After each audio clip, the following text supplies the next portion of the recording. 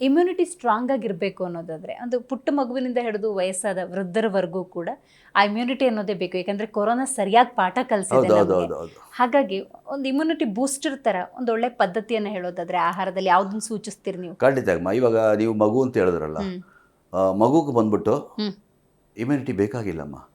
Because ಅಡಲ್ಟ್ಗಿಂತ ತಾಕತ್ತಾಗಿರುತ್ತೆ ಚಿಕ್ಕ ಮಗು, ಹುಟ್ಟೋ ಮಗು. ಅರ್ಥ ಆಯ್ತಾ? ಅದು ಅಕಸ್ಮಾತ್ ತಾಕತ್ತಿಲ್ಲ, ಇಮ್ಯುನಿಟಿ ಅದಕ್ಕಿಲ್ಲ ಅಂದರೆ ನಾನು ತಪ್ಪೇ ಹೇಳೋದು ಪೇರೆಂಟ್ಸ್ನ. ಸಿಂಪಲ್. ಆ ಮಗು ಏನು ಮಾಡುತ್ತೆ ಪಾಪ, ಒಂದು 6 ತಿಂಗಳು 7 ತಿಂಗಳು ಹೊಟ್ಟೆಯಲ್ಲಿ ಇರೋವಾಗ ಒಂದು ಒಳ್ಳೆ ಡಾಕ್ಟರ್ ನೋಡಿ ಏನೇನು ತಗೋಬೇಕು, ಏನೇನು ಮಾಡಬೇಕು, ಹೆಂಗಿರಬೇಕು, ನನಗೆ ಹೆಲ್ತಿ ಮಗು ಬೇಕು, ಇದೆಲ್ಲ ಕೇಳಬೇಕು. ಅವ್ರು ಕೊಡ್ತಾರೆ.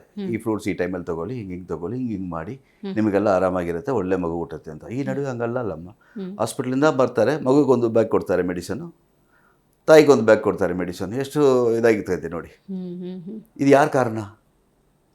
ಪ್ಯಾರೆಂಟ್ಸ್. ಅದು ಇಮ್ಯುನಿಟಿಗೆ ಅವರೇ. ಇವಾಗ ಹತ್ತಿ ಹಣ್ಣಿದೆ, ಖಜೂರ ಇದೆ, ಬಾದಾಮಿ ಇದೆ, ಯಾವ ಟೈಮಲ್ಲಿ ಹೆಂಗೆ ತೊಗೋಬೇಕು. ಇವಾಗ 6-7 ತಿಂಗಳಾದಮೇಲೆ ಅವ್ರಿಗೆ ವಾಮಿಟಿಂಗ್ ಸೆನ್ಸೇಷನ್ ಜಾಸ್ತಿ ಇರುತ್ತೆ. ಹೌದು.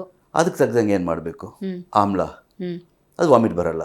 ನಿಂಬೆಹಣ್ಣು ಸ್ವಲ್ಪ ಹಿಂಡ್ಕೊ. ಇವರು ಪ್ರೆಗ್ನೆಂಟ್ ಆಗಿಬಿಟ್ರೆ ದಿಗ್ಲಿ ಇವ್ರಿಗೆ. ನಿಂಬೆಹಣ್ಣು ತಿನ್ನಬಾರ್ದು, ಅದು ತಿನ್ನಬಾರ್ದು, ಇವು ತಿನ್ನಬಾರ್ದು, ಅವ್ರು ಹೇಳ್ಬಿಟ್ರು, ಇವ್ರು ಏನೋ ಮಾಡೋಕ್ಕಾಗುತ್ತೆ. ಖಂಡಿತ.